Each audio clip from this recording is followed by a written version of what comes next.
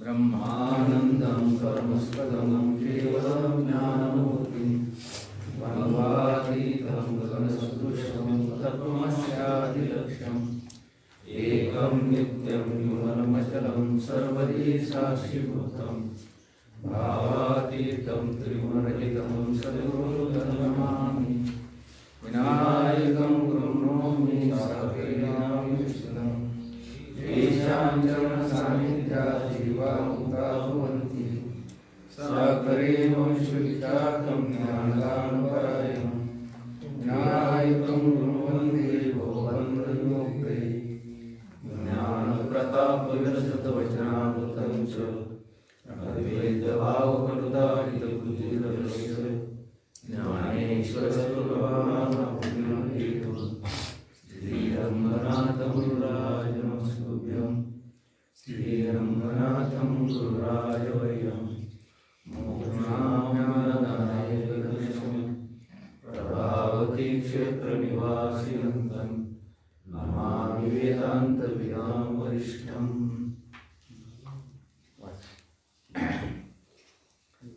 प्रश्न 19.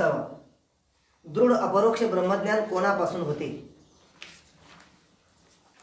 काल आणि परवा आपण परोक्ष ज्ञान, त्याच्यानंतर अपरोक्ष ज्ञान आणि अपरोक्ष ज्ञानाच्या दोन प्रकार बघितले. पहिला आहे अदृढ म्हणजे कच्चं अपरोक्ष ज्ञान, आणि दुसरं आहे दृढ म्हणजेच पक्क अपरोक्ष ब्रह्मज्ञान. आता प्रश्न 19 हा आहे की दृढ अपरोक्ष ब्रह्मज्ञान कोणापासून होते? उत्तर: गुरुमुखाने महावाक्याचे श्रवण, मनन व निधिध्यासन या साधनांनी दृढ अपरोक्ष ब्रह्मज्ञान होते. हे बघा, श्री गुरुच्या मुखातनं आलेले जे वाक्य आहे ते वाक्य जर कोणतं असेल तर ते आहे महावाक्य. इथे त्यांनी स्पष्ट लिहिलं की गुरुमुखाने महावाक्याच्या अर्थाचे श्रवण. महावाक्य कळालं का आपल्याला? आपण परवाला 1-2 दिवसाच्या अगोदर तत्वम असे याचा अगदी त्या ठिकाणी पांगता असा विचार केलेला आहे. हे अपरोक्ष ब्रह्मज्ञान केव्हा होतं? श्री गुरुमुखाने महावाक्यार्थाचे म्हणजे महावाक्याच्या अर्थाचे श्रवण, मनन आणि निधिध्यासन केल्याने होते. आपण श्रवणाची व्याख्या बघितलेली आहे, मननाची व्याख्या बघितलेली आहे, निधिध्यासनाची सुद्धा काय की व्याख्या बघितलेली आहे. श्रवण म्हटल्यानंतर नुसतं ऐकणं याला काही नाही म्हणायचं, श्रवण म्हणायचं नाही. खरं तर श्रवण शब्दाचा खरा अर्थ असा आहे की उपक्रम उपसंहार आदी जी षडलिंग आहे. किती षडलिंग? षडलिंग म्हणजे किती लिंग? 6. षड म्हणजे 6, लिंग म्हणजे चिन्ह. उपक्रम उपसंहार आदी षडलिंग पाहून त्याचं त्या ठिकाणी युक्तिपूर्वक वेदांत वाक्याचा विचार करणे याला काय म्हणायचं? श्रवण. 6 लिंग कोणती त्याचं आपण या ठिकाणी थोडक्यामध्ये दिग्दर्शन करू. उपक्रम उपसंहाराची एक वाक्यता. उपक्रम उपसंहाराची एक वाक्यता म्हणजे काय? ज्या विषयापासून आपण आरंभ केलेला आहे त्याच विषयाला अनुलक्षून त्याचं त्या ठिकाणी समारोप करणे, शेवट करणे याला काय म्हणायचं? उपक्रम उपसंहाराची एक वाक्यता. नाहीतर उपक्रम एक आणि उपसंहार दुसऱ्या विषयाचा जर होत असेल त्याला उपक्रम उपसंहाराची एक वाक्यता म्हणत नाही. त्याच्यानंतर दुसरं लिंग आहे अभ्यास. सतत सतत सतत सतत त्याचा काय असायला पाहिजे? अभ्यास, उल्लेख. कारण अभ्यासात चिंतन तर ज्ञानोबरायांनी बरंच लिहिलेलं आहे. अभ्यासाचे निबळे एकागती अंतराळे, व्याघ्र सर्प प्रांजळे केले एकी, असाध्य ते साध्य करिता सायासन कारणाभ्यास तुका म्हणे. उपक्रम उपसंहाराची एक वाक्यता काय? हे जे ब्रह्म आहे हे ब्रह्म कसं आहे की त्या ठिकाणी सच्चिदानंद घन आहे. काय सच्चिदानंद घन आहे, ते परमपुरुषार्थ आहे आणि त्याची प्राप्ती करून घ्यावी. तेने विनजीवा सुख नव्हे, म्हणजे उपक्रमाची आणि उपसंहाराची काय आहे, एक वाक्यात आहे. आता आपण नेहमी बोलत असतो की दारूबंदी मंत्री आणला. कशासाठी आणलाय? लोकांनी दारू पिऊ नये, दारूपासून परावृत्त व्हावं म्हणून. आता आपली शोकांतिका ही आहे की दारूबंदीचा मंत्री गावामध्ये आणला तर लोकांनी दारू सोडावी म्हणून, पण तोच दारू पिऊन तो कधी ते मद्य पिऊन आला, व्यासपीठावर उभा राहिला तो, आणि विषय कुठला होता त्या दिवशी त्यांचा? दारूबंदीवर. काय 2 मिनिट बोलले ते. मद्यपान केल्याने शारीरिक हानी होती, लौकिक हानी होती, आर्थिक हानी होती, 3-4 मिनिट बोलले आणि नंतर ते ज्या पक्षाचे होते त्या पक्षाकडे ते वळाले. त्या पक्षाकडे जोच रोग धरला की आमचा पक्ष असा, आमचा पक्ष तसा, आम्ही हे केलं, आम्ही ते केलं, आणि म्हणून येणाऱ्या 2024च्या निवडणुकीमध्ये आमच्याच पक्षाला बहुमतानं विजयी करा, एवढं बोलून मी माझं भाषण समाप्त. काय झालं आता? उपक्रम दारूबंदीचा, उपसंहार राजकारणाचा झाला. उपक्रम उपसंहाराची एक वाक्यता आहे. एक लक्षात घ्या, प्रपंचामध्ये कधीच उपक्रम उपसंहाराची एक वाक्यता नाही. कारण प्रपंचाचा आरंभ हा सुखासाठी आहे. कशासाठी आहे? सुखासाठी आहे. आणि प्रपंचाचा आरंभ हा कुठून होतो? कुठून सुरुवात होते त्याची? तर बाकीच्या गोष्टी सोडून द्या, शिक्षण वगैरे हे, पण लग्न हा प्रपंचाचा काय आहे की आरंभ आहे. प्रत्येकाला जर विचारलं तू लग्न करतो कशासाठी, त्याचं काय उत्तर येणार आहे? सुखासाठी. आणि लग्न झाल्यानंतर तुम्ही दररोज त्याची मुलाखत घ्या जा त्या माणसाची. सुख मिळालं का बापा, सुख मिळालं का बापा? नाही, पहिली मुलगी झाली थोडी अडचणच आहे, बरं हो द्या म्हणतो तर पहिलीच आहे, त्याच्यात दुसरी व्हावी. नोकरीवाला असलं तर मग तर काम फुसलं. आणि त्याच्यानंतर तिसरी घ्यावी, आणि तिसरी मुलगी झाल्यानंतर मग त्याला विचारायचं कसं काय प्रपंचात? म्हणे सुख घडो घडी वाढू लागे वाढू लागे नाही, कमी होऊ लागे, घटू होऊ लागे. कशासाठी आपण बोलतो हे? उपक्रम परमार्थामध्ये फक्त उपक्रम उपसंहाराची एक वाक्यात आहे. आपण कशासाठी परमार्थ करून राहिलो आता? सुखासाठी. आणि निश्चित आपल्याला हे कळाल्यानंतर काय मिळणार आहे? सुख मिळणार आहे. का बरं? आपण जो विचार करून राहिलो तो ब्रह्माचा करायला लागलो, आणि ब्रह्म स्वतःच काय आहे की सुख स्वरूप आहे.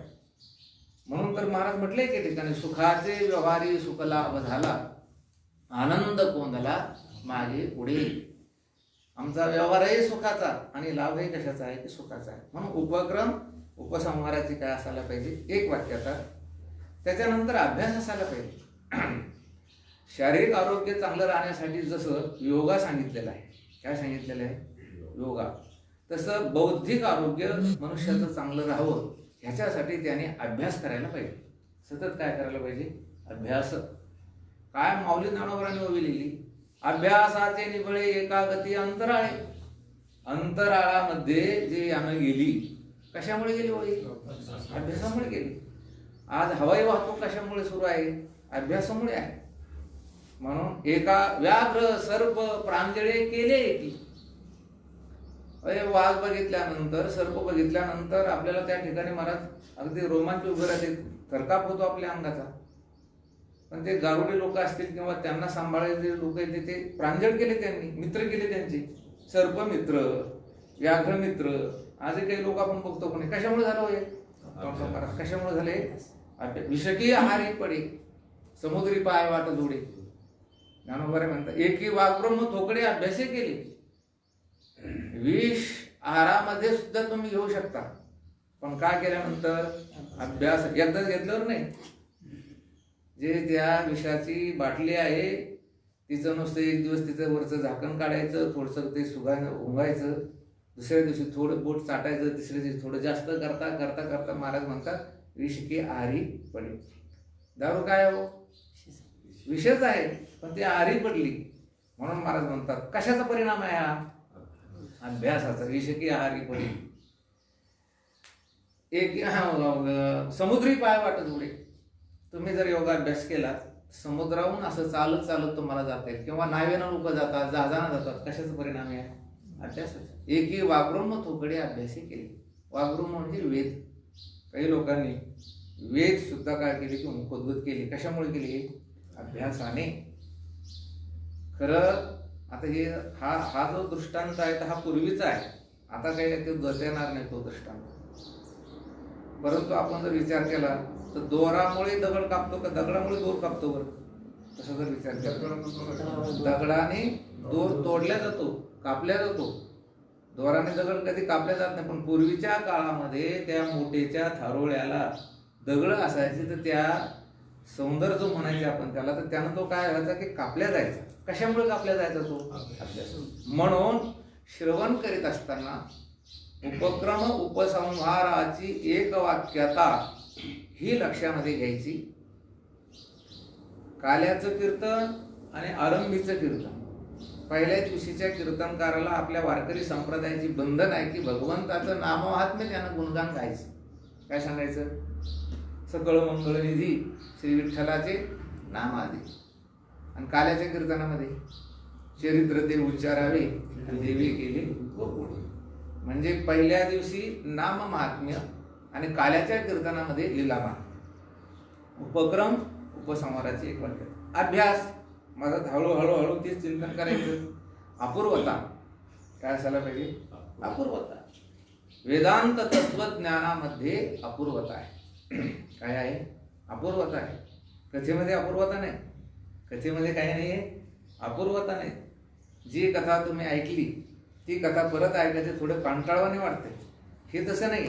ह्याच्यामध्ये काय आहे की कारण ब्रह्मस्वरूपाच्या विषयीच अपूर्वता आहे. कोणत्याही प्रमाणाचा तो विषय होत नाही. म्हणून ब्रह्म कसं आहे की त्या ठिकाणी त्याची अपूर्वता आहे. जगातील जेवढे विषय असतील ते सर्व प्रमाणाचे कोणत्या प्रमाणाचे ते विषय येतात. प्रत्यक्ष अनुमान या प्रमाणाचे ते काय होतात? विषय. ब्रह्म कोणत्याही प्रमाणा ओ निधिमा कोणत्याच प्रमाणाला तो हाक देत नाही. म्हणून काय त्याच्या ठिकाणी अपूर्वता आहे, फल आहे. हे बघा, आपण जी गोष्ट करतो ती गोष्ट करीत असताना फलाचा अगोदर काय करायला पाहिजे? विचार करायला पाहिजे. सकल दुःख निवृत्ती परमानंद प्राप्ती हे काय आहे की फल आहे. अर्थवाद काय आहे? अर्थवाद म्हणजे काय?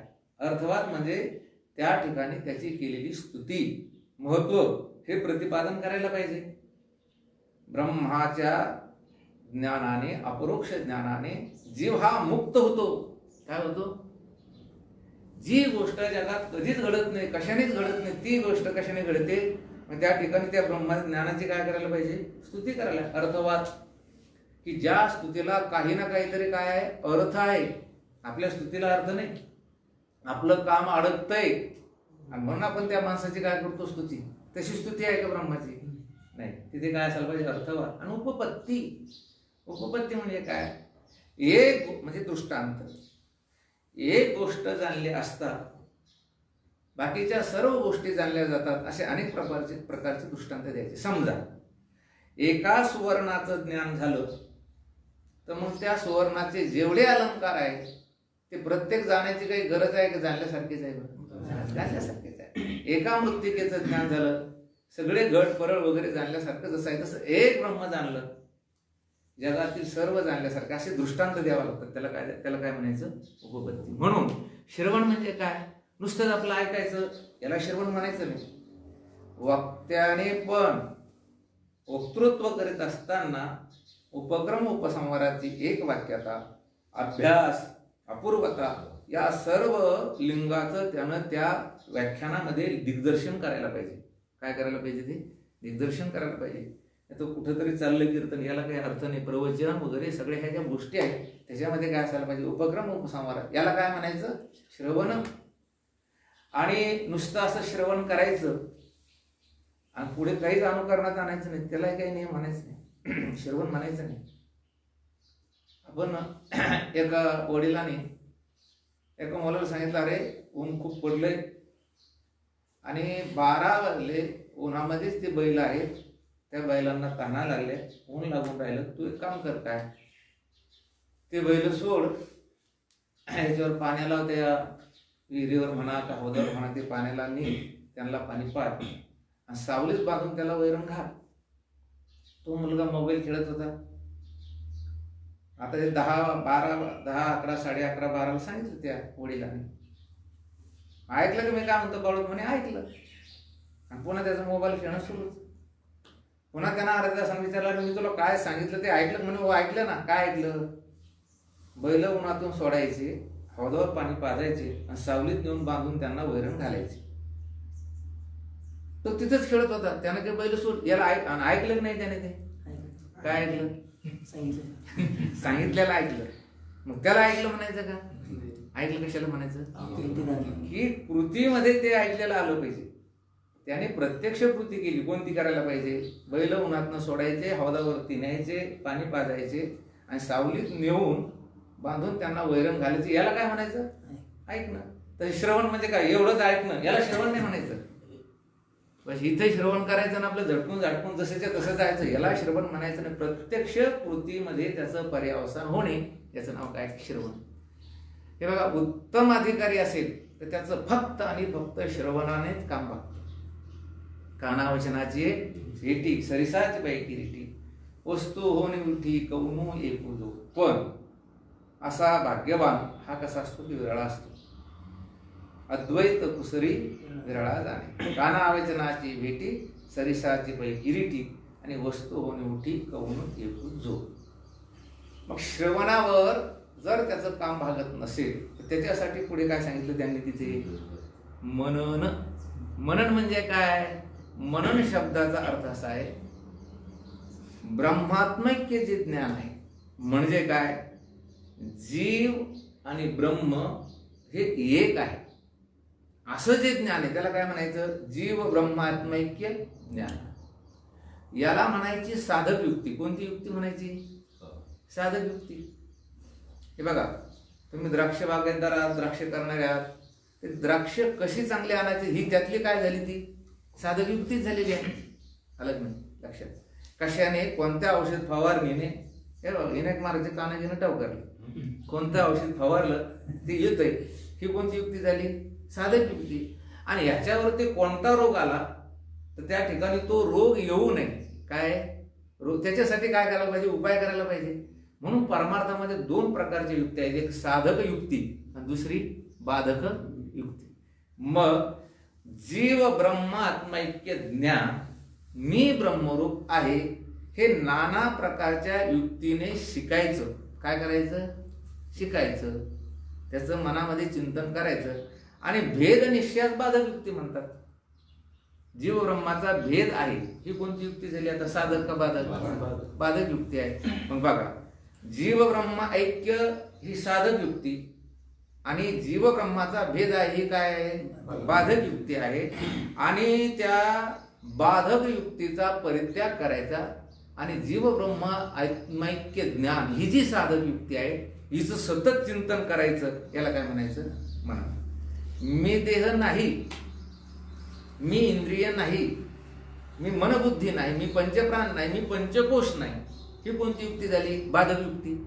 ही युक्ती तुम्ही करायची का नाही? आणि मी ब्रह्मरूप आहे ही कोणती युक्ती झाली? साधक युक्ती. असं त्या ठिकाणी नाना प्रकारच्या ज्या प्रक्रिया आलेल्या आहेत त्याचं काय करायला पाहिजे? त्याने चिंतन करायला पाहिजे. याला काय म्हणायचं? मनन. आपण श्रवण करीत नाही का मनन करीत नाही? मनन करीत नाही. आता काय होत असतं बा, आता बरीच या ठिकाणी आपली मंडळी सध्या आपल्याला जोडलेली आहे. आता या ज्या काही गोष्टी आहेत याचा खुलासा झाला पाहिजेच. त्याच्यामध्ये परवा काही कीर्तनकार आहे, प्रवचनकार आहे, त्यांच्यासाठी उपयुक्त म्हणून आपण काही गोष्टी या ठिकाणी मांडणार आहोत. दूध गवताचं गायचं, दोन्ही उत्तर देतात. गाईचं जर म्हणावं तर त्या गाईच्या पोटामध्ये आपण समजा एक गवताची काडी नाही, घास नाही, कपरी जर घातली नाही तर दूध देणार नाही. मग नुसतं गवताचं गाय दूध जर म्हणावं तर ते गवत वगैरे जर आपण मिक्सरमधून घातलं काढलं त्याचंही दूध होणार नाही. मग दूध कधी होत असतं? गवतच गायीने खायला पाहिजे, पण ते गवत सुद्धा कुठल्या गायीने खायला पाहिजे? भाकड. म्हणतात व्यालेली गाय, गवत व्यालेल्या गायीने खायला पाहिजे. तुम्ही गाय चरत असताना निरीक्षण जर केलं तर गाय एक घास घेतल्यानंतर त्याचं कधीच रवंथ करीत नाही. करते को? तिचं काय कर्तव्य, काय करते ती?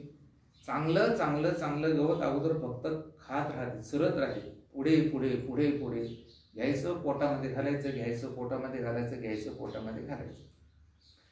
एकदा ती फुगली, पाणी वगैरे पिते आणि झाडाखाली बसते आणि निवांत त्याचं काय करते, रवंथ करते. जशी जशी घासं घेतली तशी तशी परत ती काढते, दाताच्या खाली आणते, बारीक चावून परत ते उजव्या बाजूच्या कुशीला ती काय करते, गायच पाहिजे, ती व्यालेली पाहिजे आणि तिने गवत खायला पाहिजे. आणि गवत खात असताना रवंथ करायला नको. तिनं अगोदर फक्त एकसारखं गवत खायला पाहिजे आणि निवांत बसल्यानंतर त्याचं रवंथ केलं तेव्हा कुठे त्या गवतापासून काय तयार होतं, काय मिळतं आपल्याला, दूध. तसं श्रवण करण्यासाठी एकदा जर मनुष्य बसला, एक वाक्य ऐकल्यानंतर त्याचं मनन नाही करायचं. त्याने काय चालू असेल, काय वाक्य झालं, त्याचं मनन करायचं नाही. वक्त्याच्या मुखातनं आलेली वाक्य पटाक पटाक त्या ठिकाणी काय करायचं की श्रवण करायची.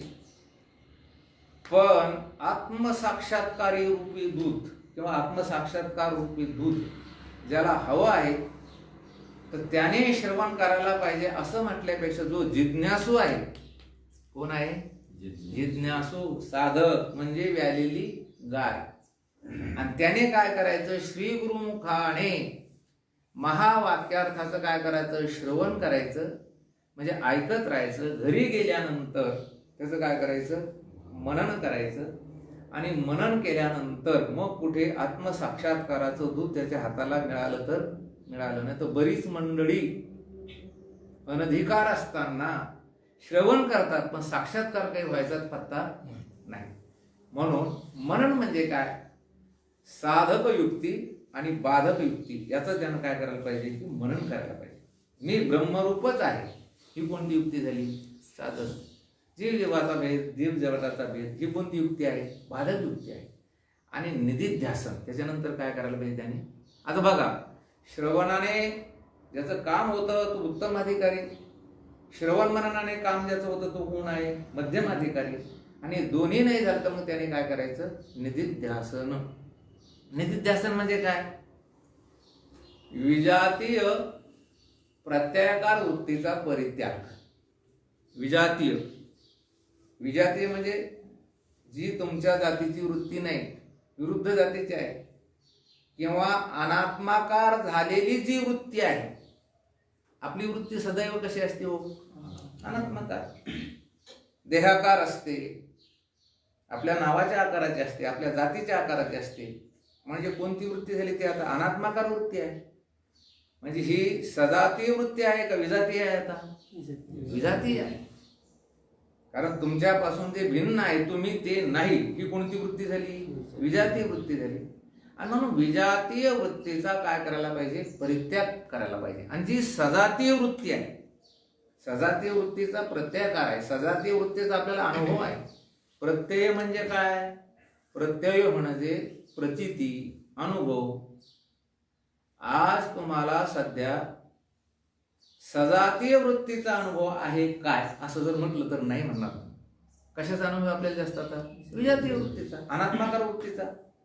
मी देहच आहे असं आपल्याला काय आहे की अनुभव, अशी प्रतीती आहे. आणि म्हणून विजातीय वृत्तीचा अर्थात अनात्माकार वृत्तीचा काय करायचा, त्याने परित्याग करायचा. आणि जी आत्माकार वृत्ती आहे म्हणजे सजातीय वृत्ती आहे. कोणती वृत्ती आहे ती, मी ब्रह्मरूप आहे किंवा मी आत्मरूप आहे, ही कोणती वृत्ती आहे, सजातीय वृत्ती आहे. तिचा जो प्रवाह आहे हा प्रवाह तैलवत, तेलाच्या धारेप्रमाणे अखंड त्या ठिकाणी सुरू ठेवणे, याला काय म्हणायचं, निधिध्यासन. हे बघा, असं आपण तेलाची धार ठेवली पुढे खंडत नाही ती, तसं मी ब्रह्मरूप आहे, मी ब्रह्मरूप आहे आणि मी अनात्मरूप नाही. म्हणजे त्याचा काय करायचा, त्याग करायचा. म्हणजे विजातीय प्रत्ययाचा परित्याग आणि सजातीय प्रत्यय जो आहे तर त्याचा जो प्रवाह आहे तो अखंड तैलधारावत ठेवणे, याला काय म्हणायचं, निधिध्यासन. आणि या निधिध्यासनाला दुसऱ्या भाषेमध्ये काय म्हणायचं, ध्यान. आपण काय म्हणतो त्याला, ध्यान. काय करून राहिले बाबा, आम्ही काय करतो, ध्यान करतो. त्याला ध्यान म्हणता येईल, त्याला चिंतन म्हणता येईल, असे अनेक प्रकार आहे. कळालं का? श्रवण, मनन आणि निधिध्यासन. विषय कुठला चालला होता आपला? दृढ अपरोक्ष ब्रह्मज्ञान कोणापासून होते? तर श्री गुरु मुखाने काय श्रवण करायचं त्याने? वेदांतातील महावाक्यार्थाचं श्रवण करायचं. नुसतं श्रवण करायचं का? मग मनन करायचं. आणि श्रवण केल्याबरोबर जर तुम्ही मुक्त झाला, आमची बिलकुल ना नाही. हे बघून दादा, आमचं काय म्हणणं आहे हो? तुमचं काम जर एकाच वाक्यात होत असेल, आमचं काही म्हणणं नाही. पण जमत नसेल मग काय करायचं? मनन. मननानं जमत नसेल तर काय करायचं? निधिध्यासन. आणि त्याने हे नाही जमलं तर तत्वम पदार्थ शोधन. चला झालं. कळालं का बाबा? हे मनन मध्ये बाधक वृत्ती म्हणजे साधक युक्ती आणि बाधक बाधक युक्ती. हो. आणि निधिध्यासन मध्ये विजातीय प्रत्ययाचा तिरस्कार. युक्ती वेगळी आणि प्रत्यय वेगळा. युक्ती म्हणजे त्या ठिकाणी आपण तसं काय करून राहिलो? चिंतन करून राहिलो, प्रक्रिया शिकून राहिलो. आणि प्रत्यय म्हणजे काय? प्रत्यक्ष साक्षात्कार. काय आहे हे बघा. विचाराद्वारे आपण काय करायचं? जीव ब्रह्म आत्मैक्य ज्ञानास काय म्हणायचं? साधक युक्ती. कोणती युक्ती म्हणायची? मग जीव आणि ब्रह्म कसा एक आहे? जीव हा ब्रह्मरूप कसा आहे? ह्यांचं ऐक्य कसं आहे? ह्या ज्या प्रक्रिया आहेत त्या प्रक्रियाचं आपण काय करायचं की शिकायचं. त्या प्रक्रियाचं काय करायचं? चिंतन करायचं. आता घरी गेले तर त्या प्रक्रियाचं काय करायचं? तुम्ही चिंतन करायचं. आणि जीव ब्रह्माचा भेद आहे ही कोणती युक्ती आहे? बाधक युक्ती आहे. मग ती बाधक युक्ती सुद्धा शिकायची.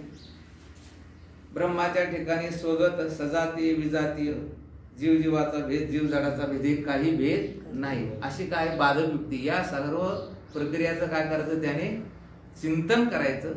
आणि मी ब्रह्मरूप आहे असं त्यानं सतत ब्रह्मचिंतन करायचं. याला काय म्हणायचं? मनन.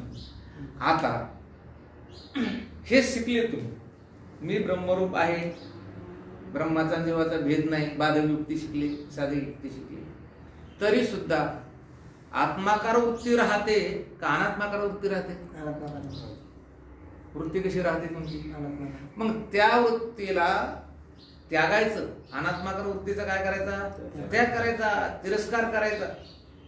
असं अंगुरात औषध मारून नाही होत, ते संसार करून नाही होत. त्याच्यासाठी ध्यान करायचं. निधिध्यासन काय करायचं? त्याने ध्यानाला बसायचं. राहून राहून जर डोकं समजा त्या ठिकाणी अनात्माकार वृत्ती असे डोकं वर काढीत असेल तर त्याने ती वृत्ती परत परत काय करायची की आत्माकार करायची.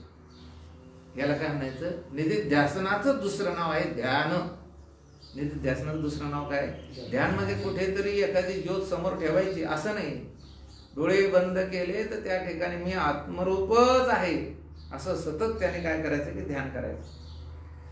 याच्यात शिकायचं आणि त्याच्यामध्ये प्रत्यक्ष काय करायचं की अनुभव घ्यायचा. याला काय म्हणायचं? निधिध्यासन. या साधनाने दृढ अपरोक्ष ब्रह्मज्ञान होते. प्रश्न 20वा. दृढ अपरोक्ष ब्रह्मज्ञानापासून काय होते? हे फार सुंदर प्रश्न आहे. ठीक आहे, आम्हाला काय लाभ आहे? दृढ अपरोक्ष ब्रह्मज्ञानापासून काय होते? माऊली ज्ञानोबाला विचारायचं. फिटो विवेकाची वाणी, हो काना मनाची जिनी, देखो आवड येते खाणी ब्रह्मविद्येची, दिसो परतत्व डोळा, पाहो महासुखाचा सोळा, विभो महाबोध सुकाळा माझे विश्व. हे अदृढ अपरोक्ष ज्ञानाचं काय की मला फल आहे. ही गोष्ट तिथे होती. काय होतं? फिटो विवेकाची वाणी. विवेकाची वाणी फिटते. विवेक जो आहे ना, विवेक आत्मानात्म विवेक. तुम्ही हा विवेक करायला लागल्यानंतर त्या विवेकाची पूर्तता जर होत नसेल, खरं असं आहे महाराज की असं म्हणतात,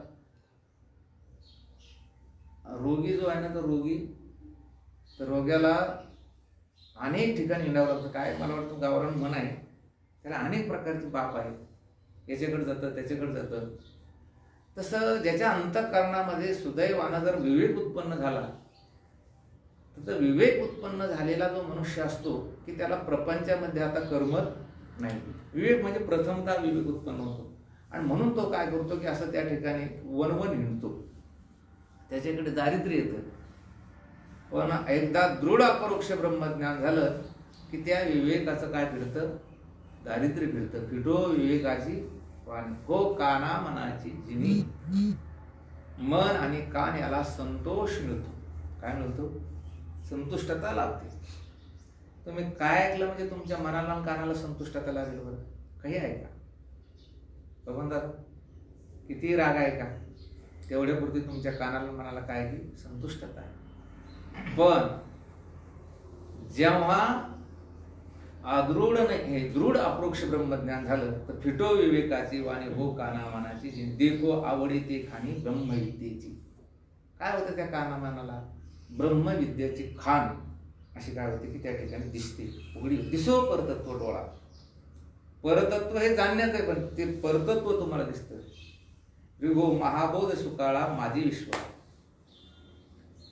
संपूर्ण विश्व हे महासुखामध्ये डुंबून जावं असं अदृढ अपरोक्ष ब्रह्मज्ञानाचं काय आहे ते महाराज फल आहे.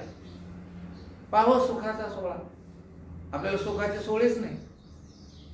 दृढ अपरोक्ष ब्रह्मज्ञानानं काय होतं, परतत्व डोळ्याला दिसतंय, सुखाचा सोहळा त्याच्या डोळ्याने दिसतोय आणि संपूर्ण विश्व हे महाबोधामध्ये काय होतं त्या ठिकाणी डुंबून जातं. प्रपंचातल्या लोकांना काही छंद आहेत, काही आपल्या सांप्रदायिक लोकांना सुद्धा काही छंद आहे. कुठले छंद आहे सांगता? काही लोकांना चांगले छंद आहेत, त्याच्याबद्दल आपल्याला काही म्हणायचं नाही. फक्त सप्ताहाचं नियोजन. काय करायचं? काही येत नाही त्यांना. आकडा व्यवस्थित म्हणता येत नाही, हरिपाठ पाठ नाही त्यांच्या, पण काय नियोजन करता येतं त्यांना? सप्ताह. तो छंदच आहे. चांगलं का वाईट आहे? चांगला आहे, पण चांगल्यातलं चांगलं ते नाही. प्रत्येक जणाला असा वेगळा वेगळा काय असतो की छंद. काहीला दान करायचं काय आहे की छंद आहे, चांगला आहे ते. गोर गरीब यांना काय करणे, दान. काही लोकांना काय छंद आहे, आपले स्वतःचे पैसे खर्च करायचे, लोकांना तीर्थ यात्रा वगैरे घडवून आणायचे. चांगलं आहे का वाईट आहे? चांगलं आहे. पण सर्वात मोठं चांगलं जर कोणतं असेल तर रिगो महाबोध सुकाळा माझी विश्व. संपूर्ण विश्वाला महाबोधाचा, महासुखाचा सुकाळ करून देणे.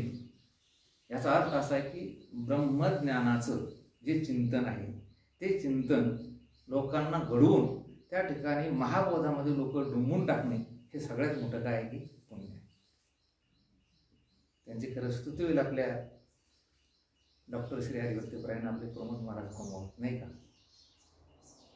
त्यांनी भयंकर आग्रह केला याविषयी आणि त्या आग्रहाच्या माध्यमातून आज बऱ्याच लोकांना हे चिंतन. याचा अर्थ महाराष्ट्रामध्ये आपण फार लहान माणसं आहे, फार मोठी मोठी लोक आहेत, पण तरी पण सुद्धा एक आपलं तर चिंतन असं असतं की आपण ठरविलंच असतं की आपल्याला दोन चांगले व्यवस्थित ऐकू येणारे कानं भेटले, आपलं काम झालं.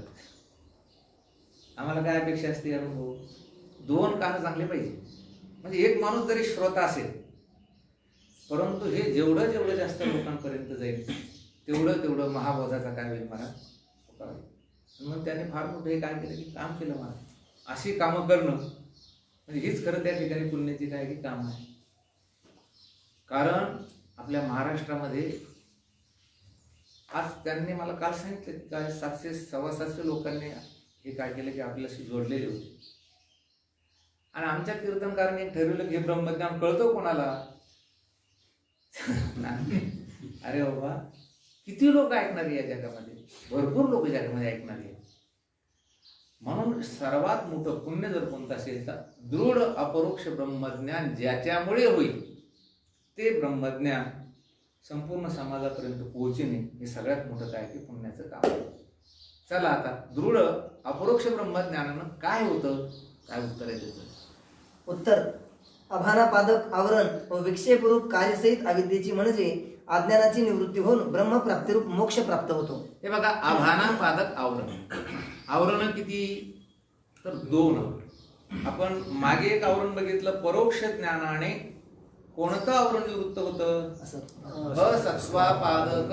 असत्वापादक म्हणजे काय? की ब्रह्म नाही, देव नाही, असं जे आवरण असतं त्याला कोणतं आवरण म्हणायचं? असत्वापादक. आणि जर ते असतं तर भासलं नसतं का? म्हणजे ज्याचं भान होत नाही. काय होत नाही? भान होत नाही. ब्रह्म भासत नाही, ब्रह्म दिसत नाही. याच्याविषयी कोणतं आवरण? कोणतं आवरण म्हणायचं त्याला? अभाना. अ म्हणजे नाही, भान म्हणजे भासणे. लोकांचा एक सरळ सोपा असा प्रश्न आहे, कुठला? देव आहे तुम्हाला दाखवा ना.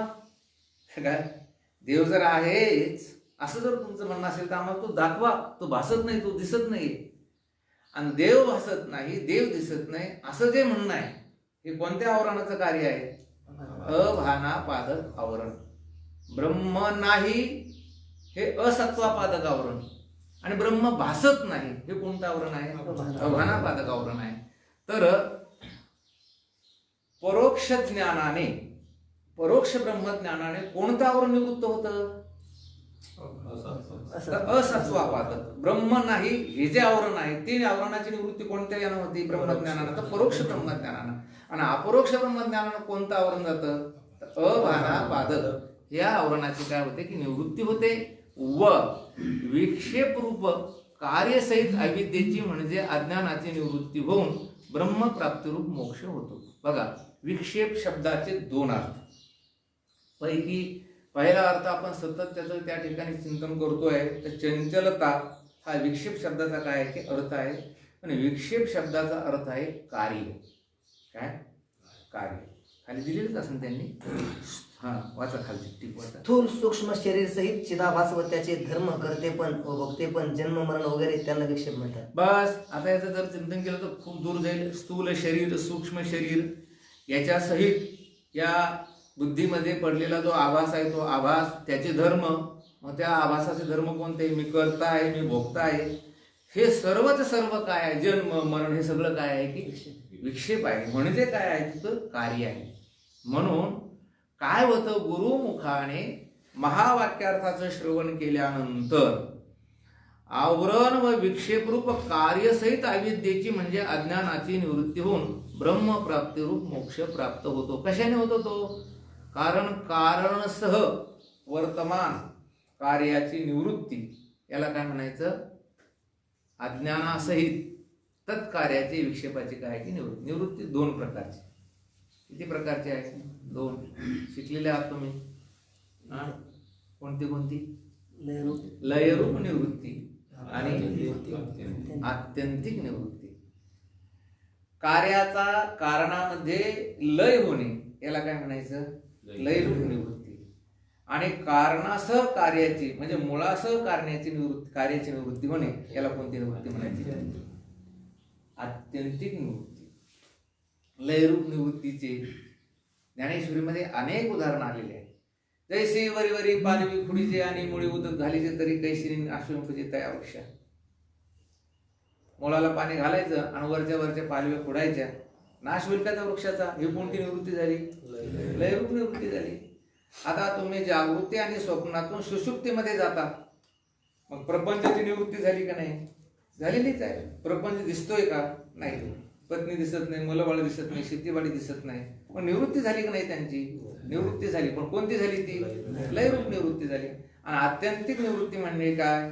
कारणासह मुळासह त्या कार्याची निवृत्ती होणे याला काय म्हणायचं? आत्यंतिक निवृत्ती. मग अविद्येसह अज्ञानासह संपूर्ण या कार्याची निवृत्ती होणे याला काय म्हणायचं? आत्यंतिक निवृत्ती. हे बघा, तुकोबरायांची, ज्ञानोबरायांची, नाथांची जेवढी प्रमाण आहेत या प्रमाणामध्ये हे चिंतन केलेलं आहे. पण आपण अभ्यास करीत नसल्यामुळे आपल्याला ते कळत नाही. संत चरण रज लागता सहज आणि वासनेचे बीज जळूनी जाय. लोक वासना आवरितात, वासनेला त्या ठिकाणी नियमन करतात, नियमित करतात का? वासनेचं बीज जाळतात. बरं, त्याच्यावर नियमन करतात. त्याला ताब्यामध्ये ठेवतात वासनाला. काही लोक म्हणते आम्हाला अमुक अमुक खायचं नाही, नाही वासना गेली तरी चालेल पण आम्ही ते करणार नाही. त्या वासनेवर तुम्ही काय केलं की त्या ठिकाणी महाराज नियमन केलं, बंधन घातलं. पण तुकोबाराय म्हणतात वासनेचं बीज काय आहे तर वासनेचं बीज आहे अविद्या, वासनेचं बीज आहे अज्ञान. आशा ती समूळ खणोनी काढावी आणि मगच गोसावी व्हावे त्याने. गोसावी व्हायचं असेल तर काय करा म्हणते महाराज, अगोदर आशा ही मुळासह खणून काढावी. मुळासह खणून काढावी म्हणजे काय तर अविद्येसह अज्ञानासह. पुन्हा प्रमाण ब्रह्मरस गोडी तयासी फावली. पुढे काय म्हटले महाराज, वासना निमाली समूळ. समूळ म्हणजे आता समूळ याचा अर्थ काय, अविद्या किंवा अज्ञान. म्हणून कारणसह वर्तमान सर्व कार्याची निवृत्ती, याला काय म्हणायचं, आत्यंतिक निवृत्ती. निवृत्तीलाच त्या ठिकाणी मग नित्य प्रलय, नैमित्तिक प्रलय, पुन्हा आत्यंतिक प्रलय, असे अनेक प्रकारचे काय प्रलय आहेत. पुढे येईल बहुतेक मला वाटतं ते. दररोज मनुष्य झोपतो, हा कोणता प्रलय आहे, नित्य प्रलय आहे. ध्यान वगैरे लावलं हा काय होतो कधी कधी, नैमित्तिक प्रलय आहे. मृत्यू हा कोणता प्रलय आहे, त्या ठिकाणी दुसऱ्या शरीरात गेला, नैमित्तिक प्रलय आहे. पण ब्रह्मज्ञान होणे हा कोणता प्रलय आहे, आत्यंतिक प्रलय. ब्रह्मज्ञान झालं रे झालं. लोक म्हणतात काय म्हणतात, महादेवाने तिसरा डोळा उघडला की जगाचा काय होतो, प्रलय, नाश. तसं श्रीगुरु मुखातनं महावाक्यार्थाचं चिंतन केलं की जिज्ञासूचा तिसरा डोळा उघडतो. कोणता, ब्रह्मज्ञानाचा डोळा उघडला संपूर्ण जगाचा काय होतो महाराज, बाध होतो, विनाश होतो. याचा अर्थ काय म्हणायचं, याला महाप्रलय. प्रश्न 21वा, दृढ अपरोक्ष ज्ञान केव्हा पूर्ण होते? केव्हा पूर्ण होते सांगा, लिहा वाचा खाली. उत्तर, देह हाच मी ह्या अहमबुद्धीचा बाध करून ब्रह्म आणि आत्मा भिन्न नाही असे ज्ञान होते तेव्हा दृढ अपरोक्ष ब्रह्मज्ञान पूर्ण होते. अगदी सरळ सोप्या भाषेमध्ये सांगितलं त्याने, देह हाच मी आत्मा आहे. देह हाच मी म्हणजेच आत्मा. माऊली ज्ञानोबरायांच्या दोनच वेळा सांगतो, देह खंडानाम आत्मा पाषाण नाम प्रतिमा या परवती प्रमाण ढोणे. काय माऊली ज्ञानोबराचे बोली आहे, देह खंडानाम आत्मा, हा 3.5 हाताचा देह हाच आत्मा आहे. पाषाण नाम प्रतिमा, आपण ज्याला देव म्हणतो ते काय म्हणतात, ते पाषाण. यया परवती प्रमा ढळून, प्रमा बुद्धी सत्यतो बुद्धी ते ढळू देत नाही. देहाचे आत्मा ऐशया मनोधर्मा आणि वळगुण या कर्मा आरंभ करी. देहच आत्मा आहे, या मनोधर्माला प्राप्त होऊन तो काय करतो, कर्म करतो. म्हणजे याला काय म्हणायचं की त्याच्या ठिकाणी अंतःकरणामध्ये असा निश्चय असतो की देह हाच आत्मा आहे. मग त्या अहमबुद्धीचा काय करायचा, बाध, त्या अहमबुद्धीचा काय करायचा, नाश करायचा नाही, काय करायचं, त्याचा बाध करायचा. आणि ब्रह्म आणि आत्मा भिन्न नाही असे ज्ञान होते तेव्हा दृढ अपरोक्ष ब्रह्मज्ञान पूर्ण होते. मग ब्रह्म आणि आत्मा भिन्न नाही असं जेव्हा पूर्ण ज्ञान होतंय त्याला काय म्हणायचं, आता दृढ अपरोक्ष ब्रह्मज्ञान काय झालं, पूर्ण झालं. काही अवघड नाही बरं का, अवघडही आहे आणि अवघडही नाही. कबीरदास महाराज शेतामध्ये काम करीत होते आणि त्यांनी त्या कांद्याची म्हणा, वांग्याची म्हणा, त्या वाफ्यामध्ये काय रोपं टाकलेली होती. रोपं सुंदर उगलेली होती. बाजूला काय होत्या की मोठमोठ्या अशा सऱ्या ओढलेल्या होत्या आणि ती रोपं तिकडनं उपटायची आणि त्या सरीमध्ये व्यवस्थित अंतरावर काय करायची की लावायची. गेले आपल्यासारखी काही मंडळी. गेल्यानंतर बाबा मला परमार्थाचं खरं स्वरूप सांगावं. तर कबीरदास महाराजांनी काही केलं नाही महाराज. त्या वाफ्यातील कांद्याचं रूप असं काढलं, उपटलं आणि सांगितलं इधर का उकडना, म्हणजे इकडं काढायचं आणि इकडं काय करायचं, लावलं. म्हणजे देहाविषयी असणारी अहमबुद्धी, ही अहमबुद्धी काढायची, त्याचा काय करायचा, बाध करायचा आणि ती कोणीकडे घालायची की मी ब्रह्म आहे, अहम ब्रह्म, मी ब्रह्मस्वरूप आहे, अशी इकडे ती लावायची. म्हणजे त्याला काय म्हणायचं, तेव्हा कुठे ते अपरोक्ष ब्रह्मज्ञान काय होतं की पूर्ण होतं. प्रश्न 22वा, विचार म्हणजे काय? आता या विचाराच्या संबंधी आपण पहिल्या दिवशी बरंच बोललोय. विचार शब्दाचा अर्थ काय आहे? वाचा खाली. उत्तर, आत्मा अनात्मा यांचा भेद ओळखणे याला विचार म्हणतात. हे बघा, आत्मा आणि अनात्मा ह्यांच्यात अभेद आहे का भेद आहे? अभेद आहे असं जर म्हटलं तर आज समजा त्याला विचार कळालेला नाही. आणि भेद त्याला कळायला पाहिजे. कसा? आत्मा सत चित आणि आनंदघन आहे. अनात्मा हा असत जड आणि दुःखरूप आहे. हे बघा, विचार शब्दाची व्याख्या आहे आत्मा आणि अनात्मा ह्यांच्या मिश्रणास पृथक करून, म्हणजे पृथक्करण करून वेगळे वेगळे करणाऱ्या अंतःकरणाच्या एका विलक्षण शक्तीस किंवा विलक्षण वृत्तीला काय म्हणायचं? विचार. आपल्या याच्यात कुठेतरी आहे ना ती शक्ती. काय शक्ती आहे? खरं आणि खोटं कळण्याची कुठेतरी विलक्षण शक्ती आहे. मी काय वाक्य बोललो? आत्मा आणि अनात्मा, आत्मा आणि अनात्मा यांचं जे मिश्रण झालेलं आहे तो मला फार लवकर ज्ञान झालं असतं. हे जग एकतर सत्य पाहिजे होतं, नाहीतर एकतर मिथ्या पाहिजे होतं. पण तसं नाही झालं. आता हे जे आपल्या प्रतीला यायला लागलं याच्यामध्ये सत्याचं आणि मिथ्याचं काय आहे? मिश्रण आहे. खऱ्या खोट्याचं काय आहे? मिश्रण आहे. उपोबरा देवाला विनंती करायला लागली, देवा लटिकेची साथ दाविले अचळ, पिढी तसे काळ किती मोह, सत्य तू सत्य तू सत्य तू विठ्ठला कागा हा दाविला.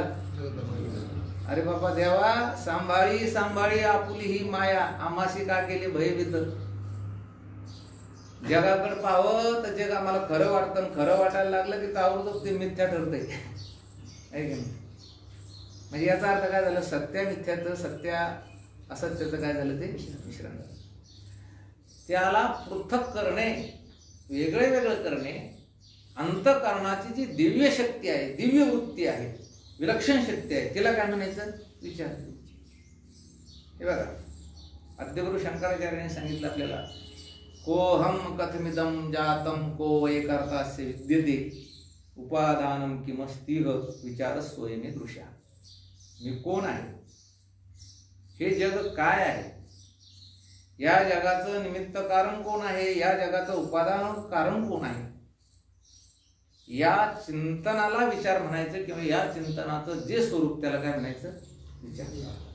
परत वाक्य बोलतो, मी कोण आहे? हे जे जग आहे हे कसं आहे? या जगाचं निमित्त कारण कोण आहे? या जगाचं उपादान कारण कोण आहे? असं जे चिंतन करणे, त्या चिंतनालाच काय म्हणायचं? विचार. बाकीच्या चिंतनाला विचार म्हणायचं नाही.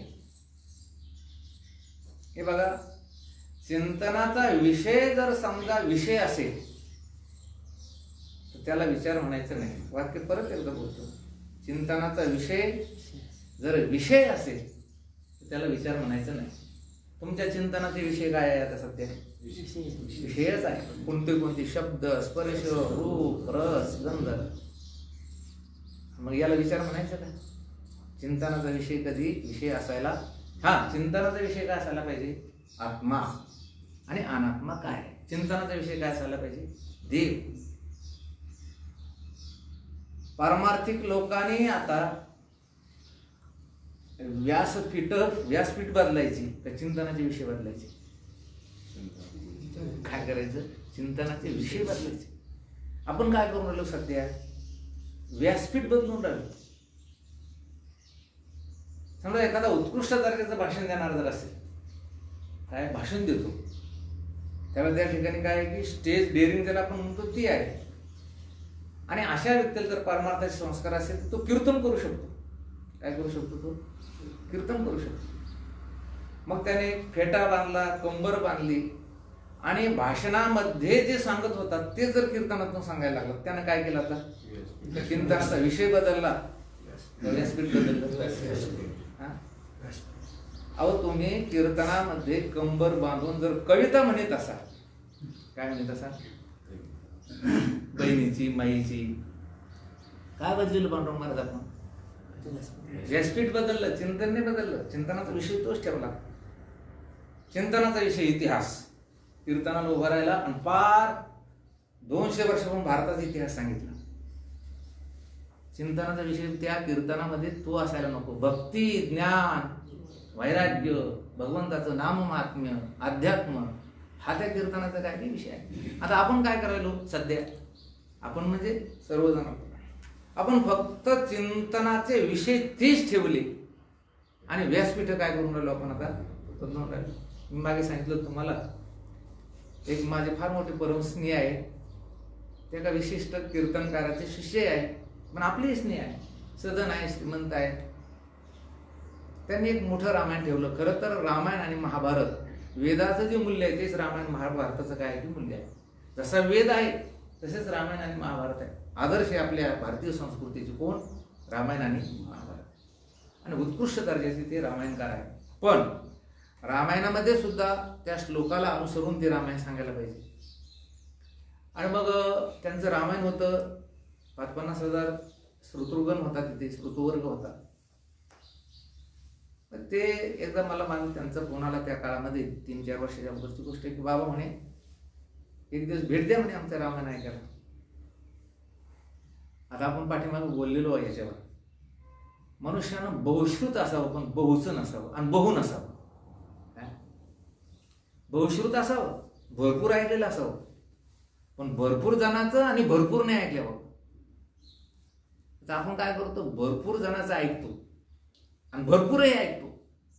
एकाचा विनोद ऐकतो, दुसऱ्याचा इतिहास ऐकतो, तिसऱ्याची कविता ऐकतो, चौथ्याचा अध्यात्म ऐकतो, पुन्हा 5व्याचं कुठंतरी कर्म ऐकतो, उपासना ऐकतो. असं नाही.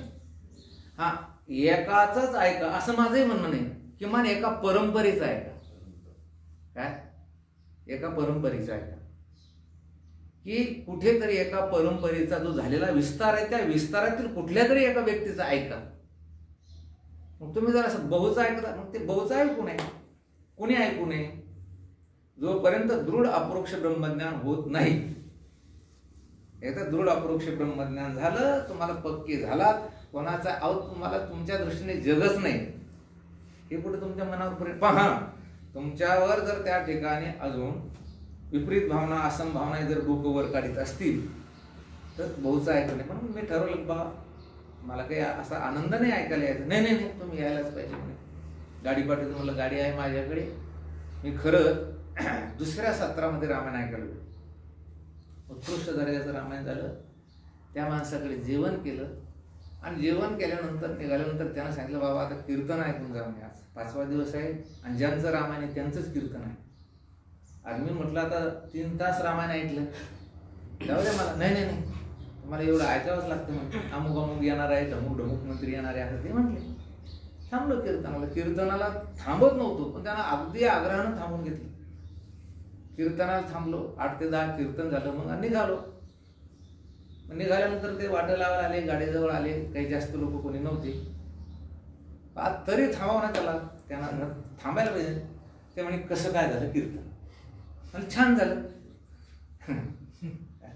छान झालं म्हटल्यानंतर त्या गुपचूप असायला पाहिजे. नाही नाही नाही तुम्ही मनाभावातून काही सांगायला तयार नाही. खरं सांगा कीर्तन कसं काय झालं? म्हणलं मनाभावातून सांगतो कीर्तन एकदम सुंदर झालं, चांगलं झालं माझं म्हणून प्रश्न. नाही नाही तुम्ही तुमचा चेहरा सांगायला लागला. तुम्ही मनाभावातून खरं झालं सांगत नाही. म्हणलं खरं सांगू का? आणि म्हणलं कीर्तन कसं काय झालं? म्हणलं कीर्तन कसं काय झालं खरं सांगू का? दुपारी बसून रामायण झालं, संध्याकाळी उभ्यानं रामायण झालं. रात्री काय झालं? अभंग राम म्हणता रामाची होईची हा अभंग घेतला. मला अपेक्षा होती की राम म्हणता रामाची होईचे. आपण परवाला जे चिंतन केलं पद वाक्य, राम हे पद आहे. काय आहे? रा अधिक म हे काय आहे? पद.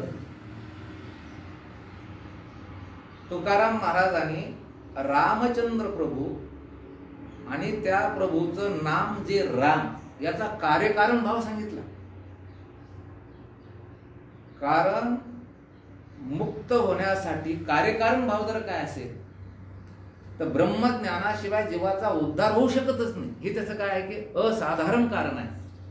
ब्रह्मज्ञान न होता मुक्त होईल का तो मनुष्य? नाही. मग इथे तर महाराज म्हणतात तो राम होतो. राम ही पदवी त्याला मिळते, याचा अर्थ तो मुक्त होतो.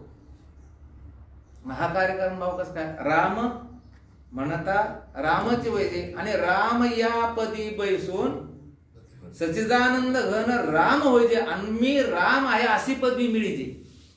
इथपर्यंत तो जातो. किती सुंदर चिंतन आहे याच्यामध्ये. मी त्यांना सांगितलं, मध्ये हसले. म्हणलं फक्त दिवसा बसून रामायण झालं आणि रात्री काय झालं? उभ्याने रामायण झालं. काय बदललं हो आता इथे? व्यासपीठ. काय बदललं इथे? व्यासपीठ बदल. चिंतनाचा विषय बदलला का? आमचं म्हणणं आहे विचार कशाला म्हणायचं? चिंतनाचा विषय विषय न राहता चिंतनाचा विषय आत्मा आत्मा होणे, चिंतनाचा विषय ब्रह्म जगत होणे, याला काय म्हणायचं की विचार. कशाला विचार म्हणायचं नाही. इथून पुढं एक ध्यानात घ्यायचं की चिंतनाचा विषय कोणता आहे याला तुम्ही काय म्हणायचं? विचार. चिंतनाचा विषय जर तुमचं काय विनोद असेल, चिंतनाचा विषय गोष्टी असेल, याला विचार म्हणायचं नाही. कीर्तन असो, प्रवचन असो, पाठ असो, किंबहुना तुमची जिथे जिथे चर्चा असेल, तुम्ही संसार करीत असाल, तुम्ही बसलेले काम करायला लागलेले आणि चिंतनाचा विषय जर परमात्मा असेल, तो काय आहे? विचार. तुम्ही संसार करून राहिले आता का विचार करून राहिले? विचार. आपल्या सर्वांच्या डोळ्यासमोर एकमेव उदाहरण आहे की सावता बाबा हे लसण, मिरची, कोथिंबीर, ऊस, गाजर, रताळू याच्यात काम करायचे. ह्याच्यामध्ये काय करायचं? ते काम करायचे. पण ऊसात, रसात, त्या रताळामध्ये, घासामध्ये, गाजरामध्ये हरी दिसायचा. मग चिंतनाचा विषय काय झाला होता? त्यांचे देव झाला होता. आता लोकांना दिसायचं हे शेती करून राहिले, लोकांना दिसायचं हे संसार करून राहिले, पण विषय तो त्यांचा झाला नाही. म्हणून विचार शब्दाचा अर्थ तुमचा चिंतनाचा विषय जर विषय असेल त्याला विचार या सदरामध्ये घालायचं नाही. मग तुम्ही परमार्थ जरी करीत असाल आणि परमार्थ करून जर चिंतनाचा विषय विषयच असेल, अर्थार्जन असेल, पदप्रतिष्ठा असेल, तर त्याला विचार या सदरात टाकायचं नाही. आणि तुम्ही कुठलंही काम करीत असाल आणि जर तुमच्या चिंतनाचा विषय देव, धर्म, संत, ग्रंथ, पंथ, आपला वारकरी पंथ हे जर असेल तर असं समज याला काय म्हणायचं? तो विचार. म्हणून त्यांनी सांगितलं की आत्मा अनात्मा यांचा भेद ओळखणे याला काय म्हणायचं? विचार. प्रश्न 23वा. असा विचार कोणापासून होतो? बस, असा विचार कोणापासून होतो? उत्तर. ईश्वर, वेद, गुरु व आपले अंतःकरण या चौघांच्या कृपेने हा विचार होतो. बस, ईश्वर, वेद, गुरु, आपले अंतःकरण या चौघाच्या कृपेने हा काय होतो? की विचार होतो. चला, वेळ झाला का? 5-10 मिनिट राहील. मला आपल्या मंडळीने तिथून परवानगी पण दिलेली 5 मिनिट शिल्लक झालं तर काही हरकत नाही.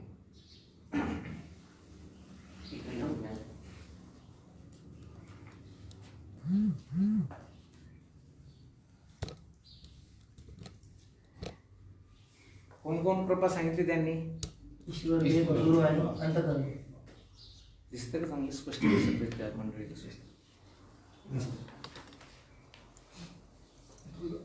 झूम करून झूम करून पहा. हे 4 प्रकारची कृपा. ईश्वर कृपा, वेद किंवा शास्त्र कृपा, श्रीगुरु कृपा आणि अंतःकरण कृपा. आपण मागे याच्यावर बऱ्याच वेळेस चिंतन केलं. ईश्वर कृपा. कोणती कृपा? आपल्यावर ईश्वर कृपा. आपण आता ईश्वराची भक्ती करायला लागलो, ईश्वराचं चिंतन करायला लागलो, नामस्मरण करून राहिलो आणि करायलाच पाहिजे. मागे मी पाठात आपल्याला सांगितलं होतं काय?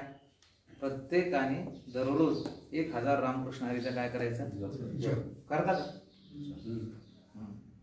माझे तर या आपल्या फेसबुकला जे जोडलेले आहेत त्यांनाही विनंती राहील, प्रत्येकानं दररोज 1000 रामकृष्ण हरीचा काय करायचं? जप. 20-25 मिनिटामध्ये तू जप होतो, 15 ते 20 मिनिटामध्ये. आपण ईश्वराची भक्ती करीत असताना ईश्वराची आपल्यावर कृपा झाली हे ओळखायचं कसं? कसं ओळखायचं? त्याला काय नेमके ओळखण्यासाठी काहीतरी लक्षण लागेल, साधन लागेल ना? कशाने ओळखायचं? हे बघा, श्रोत्रिय म्हणजे शास्त्रार्थ जाणणारा, ब्रह्मनिष्ठ म्हणजे ब्रह्मानंदामध्ये निमग्न राहणारा, आणि कृपाळू म्हणजे दयाळू, अशा श्रीगुरूची आपल्याला भेट झाली की असं समजायचं आपल्या ईश्वराची काय झाली. हे सरळ आहे. ऐशी कर्मे साम्य दशा होय जेथ विरेशा, आणि ते तर श्रीगुरु आपैसा भेटीची का. एकदा आपलं सर्व कर्म साम्य दशेला आलं, ईश्वराला जर आपली भक्ती त्या ठिकाणी महाराज पावली, श्रोत्रिय ब्रह्मनिष्ठ कृपाळू श्रीगुरूची काय होते, प्राप्ती होते, भेट होते. हे ईश्वर कृपेचं पहिलं लक्ष. याचा विस्तार कदाचित आपण उद्या करू. क्रमांक 2, ईश्वर कृपा झाली हे कशावरून ओळखायचं. पुन्हा एवढं झालं, गुरुची भेट झाली हे ठीक आहे, पण ब्रह्मज्ञानास लागणाऱ्या अंतरंग व बहिरंग साधनाची प्राप्ती. नुसतं ब्रह्मज्ञान संपादन करायचं म्हटल्यानंतर एवढ्यावर भागत नाही. त्याच्यासाठी काही साधनं असतात, आणि ते साधनं आपल्याला आपल्या जीवनामध्ये अवलंबावी लागतात. कल्पना करा, काही बहिरंग साधन आहे, काही अंतरंग साधन आहे. कर्म हे कोणतं साधन आहे, बहिरंग साधन आहे. उपासना हे कोणतं साधन आहे, बहिरंग साधन आहे. हे बघा, याच्यामध्ये एक एक एक असे अंतरंग साधन आहे. पहिल्यापेक्षा दुसरं अंतरंग, दुसऱ्यापेक्षा तिसरं अंतरंग. पण आपण जर पाहिलं, तीर्थ यात्रा या सर्वापेक्षा यागादी कर्मी हे अंतरंग साधन आहे. पण बाकीच्या साधनाच्या दृष्टीने ते कसं आहे की बहिरंग आहे. मग कर्म आणि उपासना हे बहिरंग साधन आहे. त्याच्यानंतर विवेक, वैराग्य, समाधी, षटक, मुमुक्षुत्व ही पुन्हा एकमेकापेक्षा अंतरंग साधने. आणि त्याच्यानंतर श्रवण, मनन, निधिध्यासन, तत्त्वम पदार्थ शोधन. हे आपण आता इथे लिहिलेले नाही. विचारसागरामध्ये याचं काय की चांगल्या प्रकारचं चिंतन आलेलं आहे, ते बघून घ्यायचे. यज्ञ यागादी कर्मे आणि उपासना निष्काम ही कोणती साधना आहे तर बहिरंग आहे. परत सांगतो, विवेक, वैराग्य, समाधी, षटक, मुमुक्षुत्व हे अंतरंग आहे. त्याच्याही पेक्षा अंतरंग कोणते आहे, श्रवण, मनन, निधिध्यासन आणि तत्त्व पदार्थ शोधन. एवढी साधनं आपल्या अंतःकरणात यायला लागली किंवा आपल्या अंगावरती बाणायला लागली. तुम्ही श्रवण करायला लागलात, मनन करायला लागलात, त्याच्यानंतर तुम्ही निधिध्यासन करायला लागलात, तत्त्व पदार्थ शोधन करायला लागलात, किंवा विवेक, वैराग्य तुमच्या अंतःकरणात झालं, समाधी, षटक, शम, दम, प्रतीक्षा, श्रद्धा, समाधान हे 6 काय की त्या ठिकाणी संपत्ती आहे. हे जर सगळं तुमचं त्या ठिकाणी तुमच्या अंगावर त्या ठिकाणी थोडी थोडी चिन्ह यायला लागली, असं समजायचं की आपल्याकडे ब्रह्मज्ञानासाठी लागणारी जी साधनं आहे त्याची काय म्हणून राहिली आपल्याला प्राप्ती. आता पुढे काहीला श्रीगुरु भेटलेले असतात, ही साधनं सुद्धा त्याच्याकडे त्या ठिकाणी मिळालेली असतात. त्या अंगावर चिन्हित एवढी त्यांना तसं त्या ठिकाणी होऊन राहिलेलं आहे. पण योग्य देश भेटत नाही. काय भेटत नाही? मुंबई सारख्या ठिकाणी राहण्याची अडचण आहे. जिथे गुरु राहतात त्यांनाच राहायला फारशी जागा नाही. तुम्ही जिज्ञासू आहेत, तुम्हालाही जागा नाही, आणि तुम्ही कुठे पाठ ऐकणार आहे त्यांच्याकडे. म्हणजे काय नाही, तिथे योग्य देश नाही, योग्य काल नाही, आणि योग्य वस्तूची प्राप्ती नाही.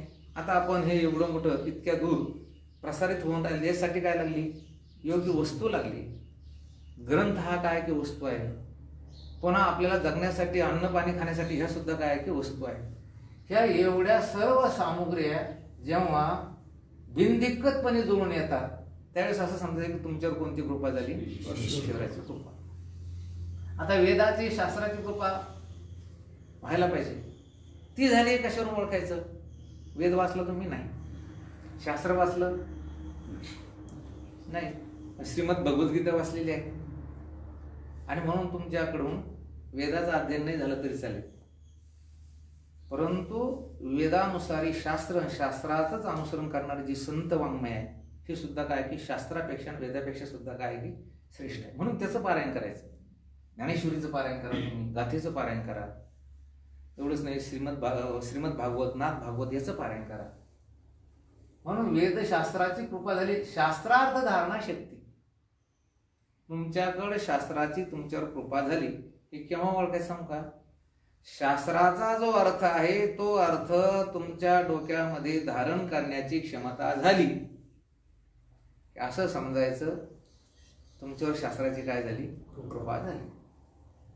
आता शास्त्राचा अर्थ कळतोय, तुम्ही ते धारणही करून राहिले, म्हणजे तुमच्या डोक्यात तो राहूनही राहिला, थांबून राहिला. स्मृतिशक्तीने म्हणजे काय, स्मरणात राहत नाही.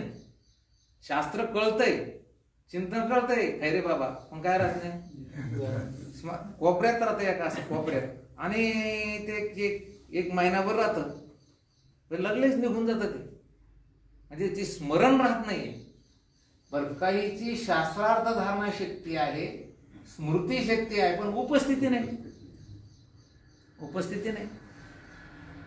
असं लोक म्हणतात उपस्थिती कळते का तुम्हाला?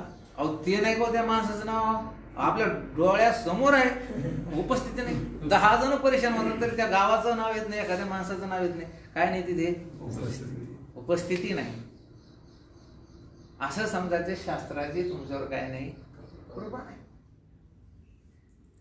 स्वामी विवेकानंद ज्यावेळेस गोलमेज परिषदेला गेले ते शिकागोला, सर्व धर्म परिषद होती, तर अन्य धर्मीयाने एका धर्मीयाच्या गुरुने, अन्य धर्माच्या गुरुने विवेकानंद स्वामीला थोडं हिणवलं. श्रीमद भगवद्गीता ग्रंथ, ते जे असं मांडलेले होते ग्रंथ एकवर एक असे, तर भगवद्गीता ग्रंथ सर्व ग्रंथाच्या खाली, त्याच्यानंतर बायबल, पुराण वगैरे सगळे ग्रंथ. कोणीतरी एखादं म्हटलं असेल की तुम्ही बाबा हिंदुस्थानचे, तुमच्या ग्रंथाचं, तुमच्या धर्माचं मूल्य आम्हाला आताच कळालं. कसं कळालं? हे आमचा बघा म्हणजे सगळ्यात वर क्रमांक 1चा धर्म आमचा, क्रमांक 2चा, आणि त्यांनी ठेवली त्या दृष्टीने होती. तिथली लोक त्याची सगळे अनुकरणी असल्यामुळे त्या दृष्टीने. आणि गीता म्हणजे एवढासा ग्रंथ आपल्या खिशात बसेल, छोटासा, सगळ्यात खाली. आणि म्हणून हिनवलं, उपेक्षा केली. उपेक्षेने ते बोलले, उपहासानं बोलले.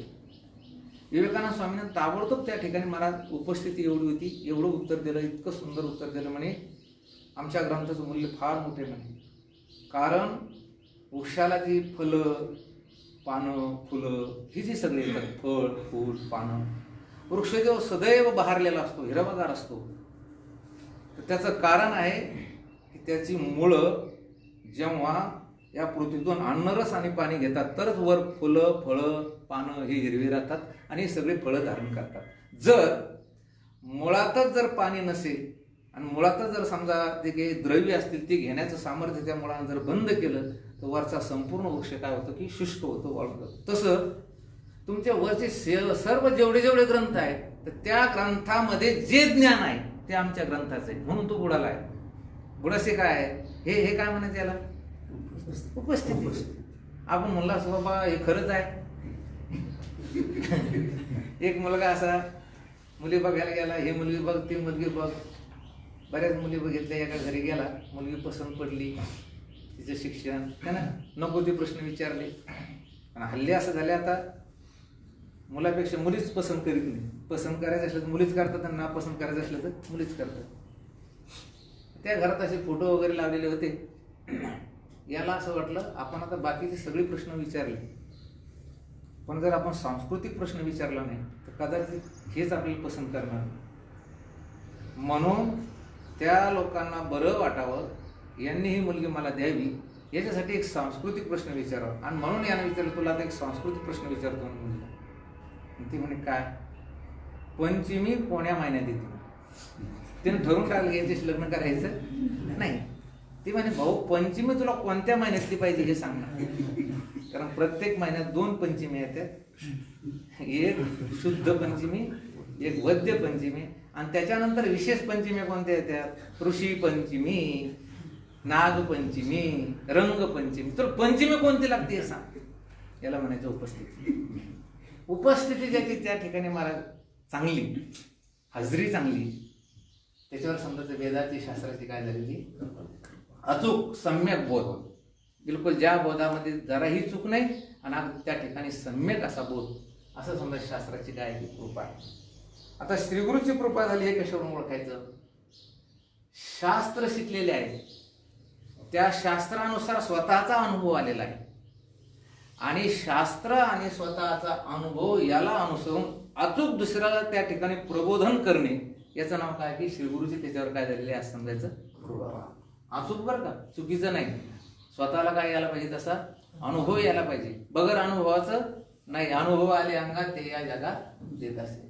आता हे झालं ईश्वर कृपा, वेदशास्त्र कृपा आणि श्रीगुरु कृपा. आता या 3 कृपा म्हणजे दृष्टांत द्यायचं झाल्यास हे पक्वान नाही, काय आहे, गुलाबजाम आहे, श्रीखंड आहे, बालुशाही आहे. पण अंतःकरण कृपा म्हणजे पात्र. अंतःकरण कृपा काय आहे? पात्र. भारी भारी पदार्थ भोजनासाठी केलेले आहे आणि पात्र फाटके आहे, काही अर्थ नाही. पात्र चांगलं पाहिजे. तसं अंतःकरणाची आपल्यावर कृपा पाहिजे. साधनाचे संपादन करणे व तसे अनुष्ठान करणे. विवेक, वैराग्य, समाधी, षट संपत्ती, मुमुक्षुत्व, माझ्या उद्धारासाठी जी जी साधनं लागतील त्या त्या साधनाचं मी संपादन करणारच आहे असा ज्याचा दृढ निश्चय झाला, असं समजायचं की त्याच्यावर कोण प्रसन्न आहे? आता सध्या अंतःकरण प्रसन्न. आपलं मन प्रसन्न पाहिजे. म्हणून तर महाराज म्हटले मन करारे प्रसन्न. तसे अनुष्ठान करणे. आणि अंतःकरणाची कृपा कधी झाली समजायचं सांग का? गुरुपदेशाविषयी तिळमात्र शंका अंतःकरणात धारण न करणे आणि शास्त्र व गुरुपदिष्ट तसा निश्चय करणे, याला काय म्हणायचं? अंतःकरणाची कृपा. शास्त्राने गुरुने जो उपदेश केलेला आहे त्या उपदेशाप्रमाणे निश्चय करणे, असं समजायचं की आपल्या अंतःकरणाची आपल्यावर काय कृपा. नाही तर पुन्हा हे सांगतं ते खरं असेल का? हे महाराज सांगून राहिले आता हे खरं आहे का? थोडी शंका येते. आज समजायचं आपल्या अंतःकरणाची काही नाही, आपल्यावर कृपा. म्हणून या 4 कृपेतील एक जरी कृपा कमी असेल, उद्धार नाही. म्हणून ईश्वराची कृपा व्हायला पाहिजे, हे सगळं तुम्हाला मिळायला पाहिजे. वेदशास्त्राची कृपा व्हायला पाहिजे, हे सर्व तुमच्याकडे यायला पाहिजे. श्रीगुरूची कृपा व्हायला पाहिजे, हे सर्व तुमच्याकडे यायला पाहिजे. आणि अंतःकरणाची कृपा झाली, उद्धाराचा त्या ठिकाणी कुठल्याही प्रकारचा विचार करायचा नाही. उद्धार झालेला आहे. इथे नाही लिहिलं, पण पुन्हा सांगतो, या 4 कृपेचा अंतर्भाव एका कृपेमध्ये होतो आणि त्याचं नाव आहे संत कृपा. काय आहे? पुन्हा पुन्हा अडचण येईल. मग श्रीगुरु कृपा, संत कृपा याच्यात पुन्हा फरक आहे. गुरु फक्त कुणाला उपदेश करतात? फक्त आणि फक्त शिष्याला. आणि संत कुणालाही उपदेश करतात. म्हणून कृपादान केले संती कल्पांतीही सगळे. म्हणून ईश्वर कृपा, शास्त्राची कृपा, श्रीगुरूची कृपा, अंतःकरण कृपा या चौघाच्या द्वारे दृढ अपरोक्ष ब्रह्मज्ञान होते, अन्याच्या द्वारे नाही.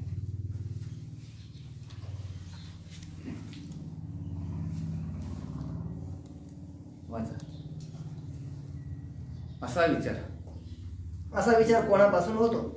ईश्वर, वेद, गुरु व आपल्या अंतःकरण या चौघाच्या कृपेने हा विचार होतो. या चौघाच्या कृपेने यांची काय असायला पाहिजे? कृपा. परत प्रवचन होईल. कारण अनेक दान आहेत, त्यापैकी सर्वात श्रेष्ठ दान जर कोणतं असेल तर कृपादान आहे. आणि म्हणून ईश्वर कृपा, वेदाची किंवा शास्त्राची कृपा, एवढंच नव्हे तर श्रीगुरूची कृपा आणि अंतःकरण कृपा या चौघाच्या कृपेने हा आत्मनात्म विचार आपल्याला त्या ठिकाणी प्राप्त होतो. राहिलेला विषय आपण उद्या बघू. कुंडली गौरदा ज्ञानदेव तुकाराम ज्ञानेश्वर महाराज. आता विश्वात्मके देवी निवाग्यज्ञ पुरुषावी मदद्यावे पसाय दानकी. जे काळाचे व्यंकटी सांडू प्रया सत्कर्मी वाढू. भूता परस्परे गुरु मैत्रीवांची शक्ती